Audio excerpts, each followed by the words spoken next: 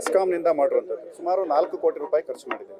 ಇದರಲ್ಲಿ ನಾವು ಬೆಸ್ಕಾಂನವರು 2.5 ಕೋಟಿ ಮಾಡಿದ್ದೀವಿ. ಇನ್ನೊಂದು GIZ ಸಂಸ್ಥೆ ಅಂತಿದೆ, ಅವರು 1.5 ಕೋಟಿ ಖರ್ಚು ಮಾಡಿದ್ದಾರೆ. ಅಟ್ ಎ ಟೈಮ್ 23 ವೆಹಿಕಲ್ಗಳನ್ನ ನಾವು ಚಾರ್ಜ್ ಮಾಡ್ಬೋದು.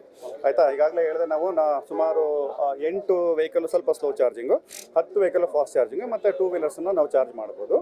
ಸೊ ಈಗ ಜರ್ಮನ್ ಕಂಪ್ನಿಯವ್ರ ಜೊತೆಗೆ ಯೂಸ್ಡ್ ಬ್ಯಾಟ್ರಿಗಳನ್ನ, ಅಂದರೆ ಎಲೆಕ್ಟ್ರಿಕ್ ಬ್ಯಾಟ್ರಿನ ಅಂದರೆ ಕಾರ್ಗೆ ಯೂಸ್ ಮಾಡೋಕ್ಕಾಗಲ್ಲ, ಅದನ್ನು ರೀಫರ್ಬಿಶ್ ಮಾಡಿ ಅದರಲ್ಲಿ ಸೋಲಾರ್, ಇದ್ರ ಮೇಲ್ಗಡೆ ಈ ಪ್ಯಾನಲ್ ಮೇಲ್ಗಡೆಗೆ ಸೋಲಾರ್ ಇದೆ, ಅದನ್ನು ಡೇ ಟೈಮಲ್ಲಿ ಪೂರ್ತಿ ಸೋಲಾರ್ಲಿ ಚಾರ್ಜ್ ಆಗ್ತದೆ. ಮತ್ತು ನೈಟಲ್ಲಿ ಎಕ್ಸಸ್ ಎನರ್ಜಿನ ಬ್ಯಾಟ್ರಿಲಿ ಸ್ಟೋರ್ ಮಾಡಿ ಇಟ್ಕೊತೀವಿ. ಆಮೇಲೆ ನೈಟಲ್ಲಿ ಅದನ್ನು ಯೂಸ್ ಮಾಡಿ ಮತ್ತೆ ವೆಹಿಕಲ್ನ ಚಾರ್ಜ್ ಮಾಡ್ತೀವಿ. ಅಂದರೆ ಈ ಎಂಟೈರ್ ಫೆಸಿಲಿಟಿನಲ್ಲಿ ಸುಮಾರು 60 to 70% ನಾವು ಡೈರೆಕ್ಟ್ ಪವರ್ ಅಂದರೆ ನಮ್ಮ ಗ್ರಿಡ್ಡಿಂದ ಮಾಡ್ತೀವಿ. 30% ಈಗ ಸೋಲಾರಿಂದ ಆಗ್ತಾ ಇದೆ. ಇದು ಒಂದು ಫಸ್ಟ್ ಆಫ್ ಇಟ್ಸ್ ಕೈಂಡ್ ಒಂದು ಎಕ್ಸ್ಪೆರಿಮೆಂಟ್ ಮಾಡ್ತಾ ಇದ್ದೀವಿ.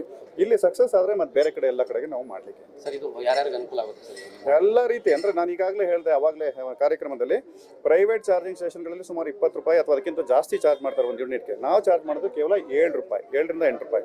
ಎನಿಬಡಿ, ಟ್ಯಾಕ್ಸಿ ಅವ್ರಿಗಿರ್ಬೋದು, ಓನರ್ಸ್ಗಳಿಗಿರ್ಬೋದು, ನಾವು ಡಿಸ್ಕ್ರಿಮಿನೇಟ್ ಮಾಡಲ್ಲ, ಯಾರಿಗೇನು ಅಂತಿಲ್ಲ, ಎಲ್ರಿಗೂ ಒಂದೇ ಚಾರ್ಜು.